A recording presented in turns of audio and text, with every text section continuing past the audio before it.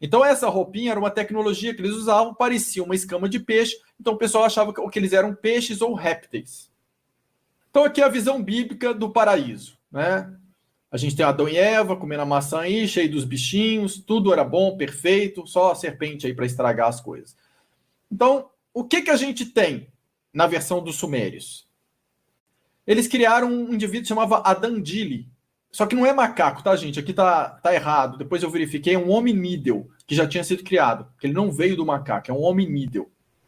É um homem um pouquinho com um pensamento mais lento, um sistema motor mais lento, é um menos evoluído. Criaram. Aí esses animais serviram de mão de obra e de alimentação.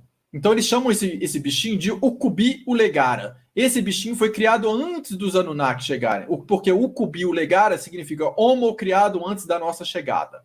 Então, quando os Anunnaki chegaram, eles acharam já esse hominídeo aqui. E foi esse hominídeo que eles evoluíram misturando com a genética deles, usando uma fórmula que eles já tinham encontrado de uma antiga civilização que tinha aqui. Adão, em hebreu, significa aquele que vem da terra ou da gleba. Adão, em sumério, separado, significa animais ou gado. Quando a gente lê o texto, Deus esculpiu o homem com suas próprias mãos da argila. Em sumério, a argila se diz titu.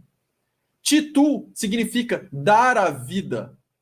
E tem uma palavra parecida que é tido, que é modelar a vida. Então, quando fala em sumério, que usou esse titu, que é o mesmo termo que significa argila, eles querem dizer que não é que foi feito de barro, é que ele foi feito a partir de uma modelagem da vida, a partir de sua própria imagem e semelhança dos deuses. Ou seja, os deuses usaram sua imagem e semelhança, que é o DNA deles, para manipular geneticamente aquele macaquinho, um hominídeo que já estava ali, e a partir dali, esse hominídeo foi desenvolvido até virar a espécie humana. Antes disso, eles criaram uma espécie mais esperta que a humana, na verdade. Então a gente tem aqui também, na Bíblia, o Jardim do Éden. Em hebreu é considerado delícias, né? Então o Éden seria o Jardim das Delícias, parece o paraíso. Por isso essa ideia de paraíso. Jardim das Delícias. Então Jardim das Delícias. Só que a noção de paraíso que a gente tem, ela foi deturpada também. Aqui a gente tem, na Turquia, onde é a cidade de Karsag, na encosta da montanha entre o Tigre e Eufrates, ali uma planície que eles chamavam de Gan Edim, que era a tradução do sumério de Gan Edim, era campo da planície. E na encosta dessa montanha tinha o Gan Eden, que era campos de plantações. Então a gente tinha o campo da planície e o campo de plantações. O campo da planície do lado de cá, tá vendo? Essa parte aqui é o Edim, uma planície da Mesopotâmia, e o lado de cá, o Edém, um lugar onde tinham as plantações. Ou seja, o homem era o gado, Adão, gado, que trabalhava nas plantações e nas minerações. Então, a última coisa que a gente pode imaginar de um escravo trabalhador é que ele vivia no paraíso, né, gente? Paraíso vem da palavra paradeisos, do grego. Paradeisos tinha um significado antes que era parque fechado onde se encontram os animais selvagens. Entendem? Só que esse termo passou a ser transcrito em jardim na época helenística na Grécia. Então, quando chegou a época helenística na Grécia, a palavra paradeisos começou a significar um jardim. Por isso a gente fala do Jardim das Delícias ou paraíso. Mas isso é uma deturpação. A tradução mais antiga de paraíso era parque onde se encontram os animais selvagens. Então a gente está vendo como que alguns erros de tradução e interpretação mudam totalmente o contexto. Como que modelagem genética feita em imagem e semelhança se torna moldar através da argila ou do barro. Aí aqui a gente vai ter essa imagem aqui, mostra o Enlil, Nikarsag Ninah, que é uma deusa, e o Enki e sua mãe, Mamitu. As mulheres representam as árvores do Éden. O Enki está no trono aqui, sobre a tartaruga. Esse aqui seria o Enki. Aqui atrás, o Enlil. Essa estrela dupla que significa Mumu. Também é uma outra representação das Pleiades. Então aqui a gente vai ver mais uma tradução. Das tabletes sumérias, está escrito assim: em nossos campos, o escravo nos dava a vida e nossa abundância. Para as crianças dos céus, o homem fazia idas e vindas no jardim. O homem operário nomeava e contava os animais do domínio vizinho. Na Bíblia a gente tem escrito: o homem deve nomear todos os animais do Éden. Estão vendo, gente? Para as crianças dos céus. Então a gente viu aqui, quando fala façamos um homem nossa imagem e semelhança, que nós estamos falando de processos de clonagem e engenharia genética. Imagem e semelhança. E os criadores genéticos do homem são raças extraterrestres. Cada um deu um toque diferente à sua criação. Aqui a gente tem um projeto que é o projeto que chama Yahvé Elohim.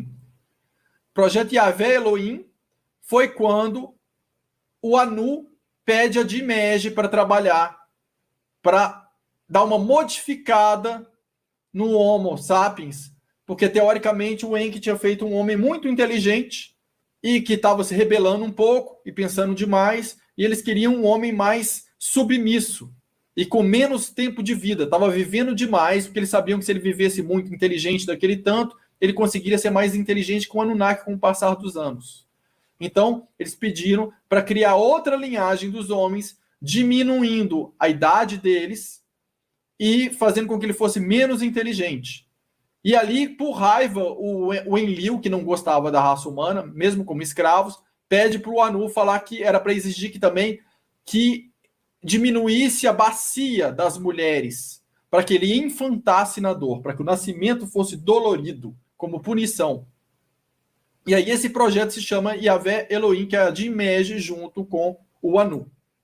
E aí o Enki e Dimeji trabalharam clandestinamente numa clonagem de novas raças, porque eles quiseram ainda assim criar um ser humano que pudesse evoluir.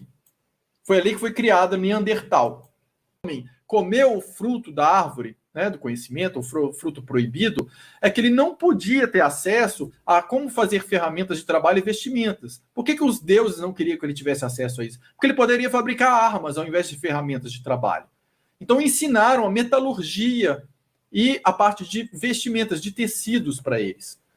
E esse era o conhecimento do bem e do mal, né? Porque eram as armas que podiam fazer ferramentas para ajudar no trabalho ou armas. O que aconteceu de verdade ali no Éden, segundo os textos sumérios?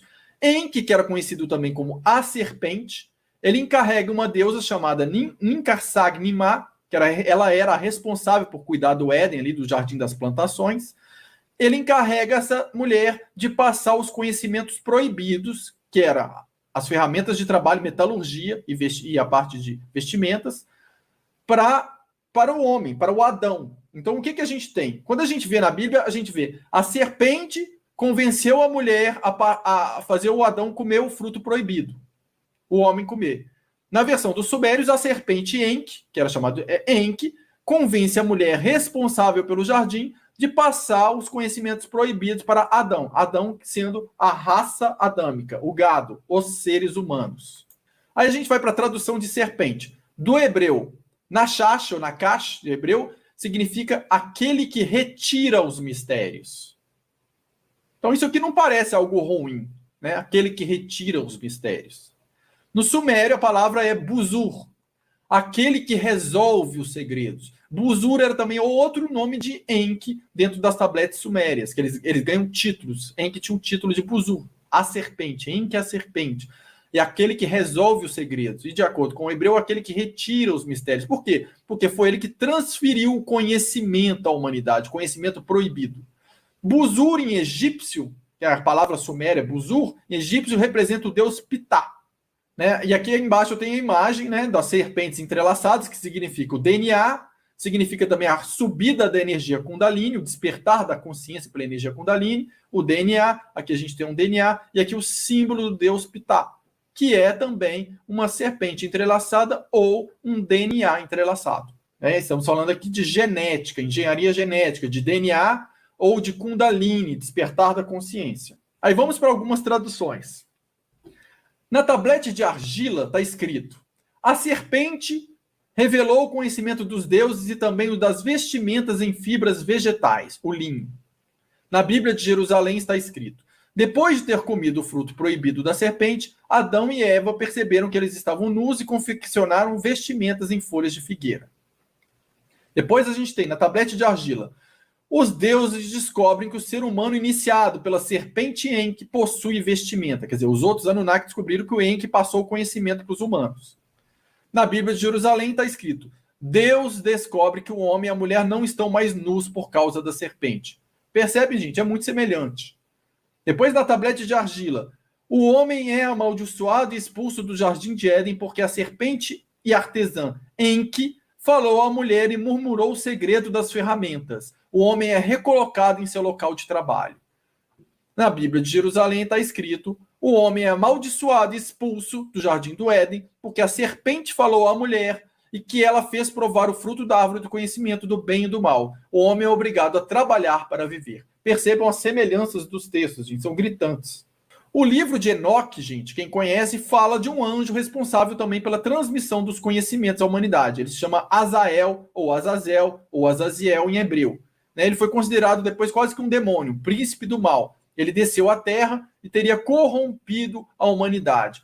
Existe uma contradição aí, porque o Azazel ele é visto como um anjo rebelde que transmite à humanidade o conhecimento em metalurgia. E ele é considerado como sendo responsável pelo despertar súbito da humanidade. Mas ao mesmo tempo falam que ele é mau porque ele corrompeu. Sim, gente, ele foi considerado mau porque ele corrompeu, porque os outros deuses não queriam que ele passasse o conhecimento para a humanidade. Uma vez que ele passou o conhecimento para a humanidade, ele traiu os outros da raça dele.